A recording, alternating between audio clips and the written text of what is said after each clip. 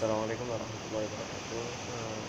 Saya Muhammad Ali Mahmudra, NIM C912194. Di sini saya akan menjelaskan hasil dari kerja kelompok kami. Ini kelompok 8 yang beranggotakan ke orang yang pertama saya Muhammad Ali Mahmudra, yang kedua Rizky Muhammad. Di sini kami mengambil judul analisis kasus keluarga pertama berdasarkan analisis hukum acara pidana. Yang pertama, kasus ini disangkut pautkan atau diisukan menjadi salah satu lengsernya Presiden keempat, yaitu Presiden Abdurrahman Wahid. Yang kedua, bahwa kasus ini terjadi bukan tindak pidana korupsi, namun tindak pidana penggelapan dana, yang mana kasus Bulaget sendiri terjadi yang pada saat itu terjadi dua kali. Yang pertama dalam masa pemerintahan Presiden keempat, yang kedua terjadi pada tahun 2002. Yang menjadi tersangka ialah Akbar Tanjung yang pada saat itu menjabat sebagai ketua DPR dan merangkap juga sebagai ketua Partai Golkar pada saat itu.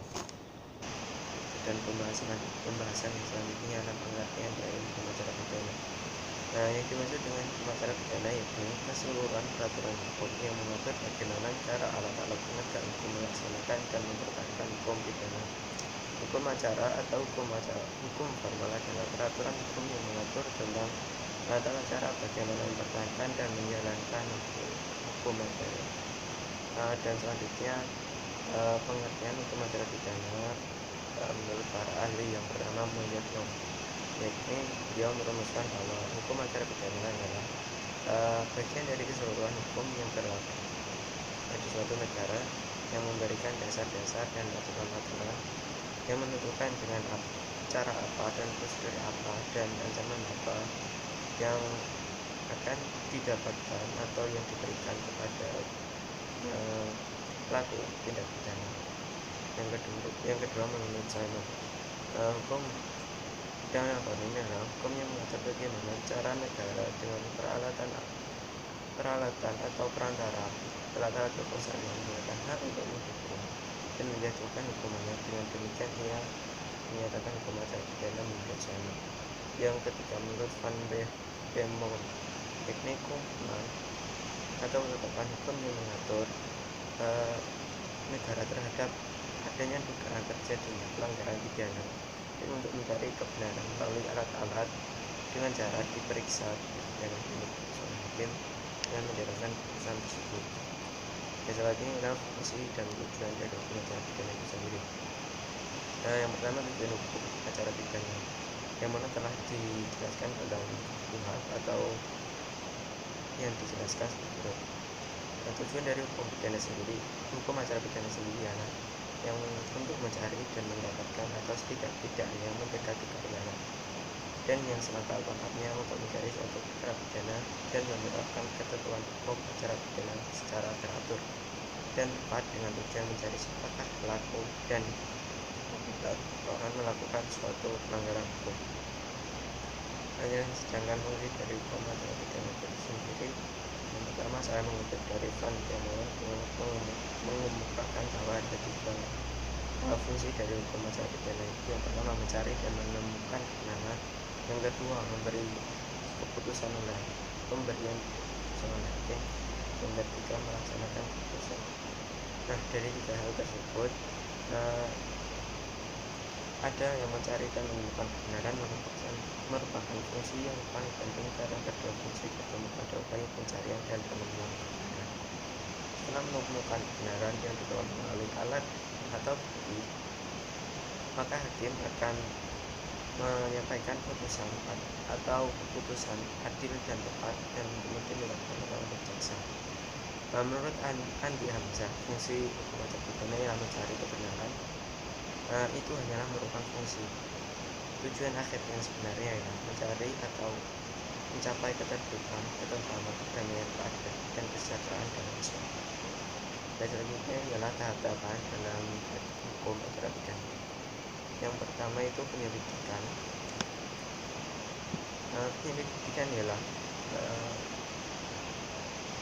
serangkaian atau tindakan penyelidik untuk mencari dan menemukan suatu peristiwa yang diduga sebagai tindak pidana guna menentukan atau tidaknya dilakukan penyidik menurut cara yang diatur dalam undang-undang.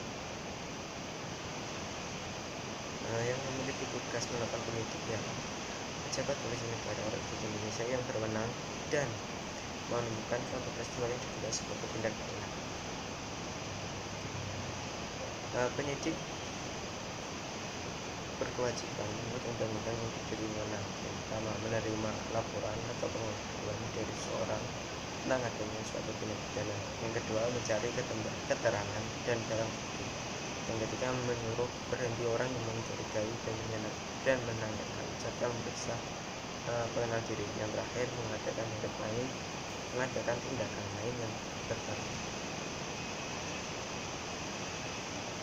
Yang ketiga itu pra penuntutan dan penuntutan. Pra penuntutan ialah wewenang untuk umum memeriksa dan meneliti berkas perkara yang diterima dari penyidik, dan dalam hal berkas perkara belum lengkap, mengembalikan berkas itu kepada penyidik disertai tutup. Dan penuntutan ialah tindakan penuntut umum untuk melimpahkan perkara pidana ke pengadilan negeri yang berwenang. Yang keempat ialah surat dakwaan. Surat dakwaan sendiri ialah suatu surat atau akta yang memuat rumusan tindak pidana yang didakwaan kepada terdakwa yang disimpulkan dan ditarik hasil pemeriksaan penyidik dan merupakan dasar serta landasan bagi hukum dalam memeriksa di muka di pengadilan. Yang kelima ialah perubahan surat dakwaan.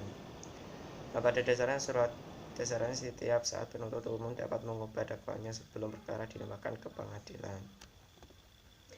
Yang selanjutnya adalah pembahasan mengenai buloket sendiri. Buloket ialah kasus yang sangat terkenal di Indonesia karena seringkali menjerat petinggi-petinggi negara. Kasus ini merupakan kasus penyelewengan dana non-budgeter bulog atau badan urusan logistik.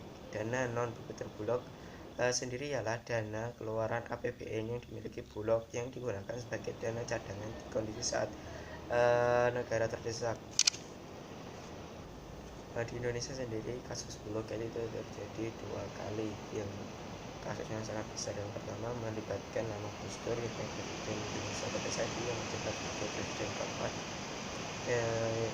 yang mana yang menjadi tersangka pada kasus itu ialah Wakabulog Petung Sapuan. Sapuan sendiri akhirnya divonis 2 tahun penjara dan terbukti bersalah menggelapkan dana non-budgeter bulog sebesar 35 miliar rupiah. Kasus ini pula yang katanya mengantarkan Gus Dur lengser di tahun 2001, yang sebelumnya telah menerima 2 kali memorandum dari DPR RI. Yang selanjutnya ialah kasus buloket yang kedua yang terjadi, pengaliran dana untuk pengadaan sembako di Indonesia yang dialirkan dari pemerintah melalui rapat kabinet dan diputuskan memakai dana non-budgeter bulog yang dikepalai oleh Rihardi Ramlan dan disalurkan ke Menteri Sekretaris Negara yang merangkap sebagai Ketua DPR RI dan Ketua DPP Golkar, yakni Akbar Tanjung. Yang selanjutnya adalah studi kasus. Kasus buloket yang pertama karena kami mengangkat yang pertama, yakni terjadi pada tanggal 29 Januari 2001. Yang menjadi tersangka ialah Wakabulog Sapuan dan akhirnya divonis 2 tahun penjara dan terbukti bersalah menggelapkan dana non-budgeter bulog sebesar 30 miliar rupiah. Dan kronologi kejadiannya pada saat itu pada tanggal 12 Januari 2000, yakni pada saat itu Sapuan membawa cek sebesar 10 miliar per ceknya, yang mana pada saat itu ditanya oleh kepala bulog pada saat ini, yakni Yusuf Kala, yang mana ketika itu Yusuf bertanya, apakah ada perintah dari Gus Dur? Sapuan menjawab, lewat Dan Sapuan pun menjawab bahwa dana itu dilewatkan oleh Suwondo, yakni sekretaris pribadi Gus Dur. Yusufku menegaskan bahwa kembali di dalam kesaksiannya bahwa ia tidak tahu menahu adanya penyairan dana Yanitra pada saat itu, yang mana sebesar 35 miliar rupiah sebelum ada telepon dari atau pertanggungjawaban atau penegasan dari presiden pada saat. Yang kemudian pertemuan antara Sapuan dengan Suwondo atau tukang pijat dari Gus Dur pada saat itu pertama kali terjadi pada tanggal 14 Desember tahun 1999 di lantai 3 Gedung Graha Aktiva Kuningan, yang merupakan kantor perusahaan maskapai penerbangan Awaya. Pertemuan itu pada intinya ditunjukkan bahwa agar Suwondo, yang dikenal sebagai sekretaris presiden pada saat itu, bisa memberikan pesan kepada Gus Dur agar Bulog tidak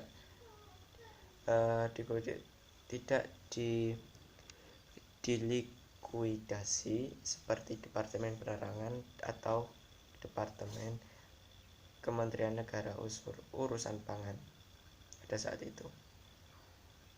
Akhirnya pada tanggal 7 Januari 2000 Suwondo berhasil mempertemukan Sapuan dengan Gus Dur yang pada saat itu dipimpin oleh Soleh dan Muharto. Pertemuan itu sendiri membicarakan 3 hal, yakni posisi Bulog, masalah pabrik gula, dan pemerintahan Gus Dur agar Bulog menyiapkan dana non-budgeter untuk kepentingan kemanusiaan di Aceh.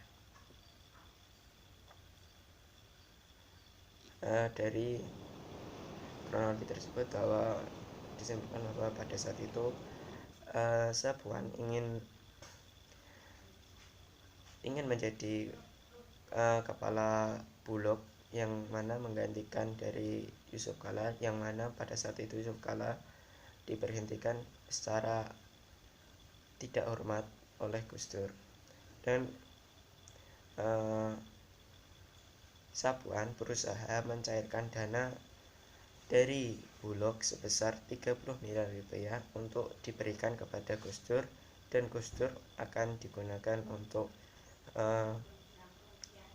dana kemanusiaan pada saat itu yang ada masalah di Aceh. Dan yang terakhir ialah analisis dari kasus tersebut. Pada saat itu Majelis Hakim Pegawai Negeri Jakarta Selatan menyatakan Sapuan terbukti bersalah melanggar pasal 374 JO, pasal 55 atau ke-1, ke-2 JO, pasal 64 ayat 1 KUHP tentang penggelapan dalam jabatan dalam dakwaan primer, sementara JPO atau jasa penuntut umum dalam tuntutannya mengaku Sapuan hanya terbukti melanggar dakwaan subsidiar, yang mana pertama, terdakwa Sapuan pada saat itu menjabat sebagai Waka Bulog, dan yang menjadi penyidik ialah Pansus ialah panitia khusus yang dibentuk DPR pada saat itu untuk menyelidiki kasus penggelapan dana yang pada saat itu. Dan yang menjadi saksi kunci ialah Suwondo. Majelis Hakim PT DKI Jakarta memperkuat pertimbangan hukum PN Jakarta Selatan. Sapuan dinyatakan terbukti secara sah dan meyakinkan bersalah melakukan tindak pidana penggelapan dalam jabatan. Tindakan Sapuan itu mengakibatkan keluarnya dana Yayasan Bina Sejahtera atau Yanitra Bulog sebesar 30 miliar rupiah. Nah, dari kesimpulan kasus atau judul atau studi kasus di atas ialah kasus Bulogate yang pertama yang menjadikan tersangka adalah Waka Bulog yakni Sapuan dengan dijatuhi pasal 374 JO, pasal 55 ayat 1, dan kedua IJOO pasal 64 ayat 1 KUHP tentang penggelapan dalam jabatan dalam dakwaan primer, dan ditahan 2 tahun masa kurungan dengan kasus penggelapan dana Yanitra Bulog sebesar 35 miliar rupiah. Sekian dari saya, kurang lebihnya mohon maaf. Assalamualaikum warahmatullahi wabarakatuh.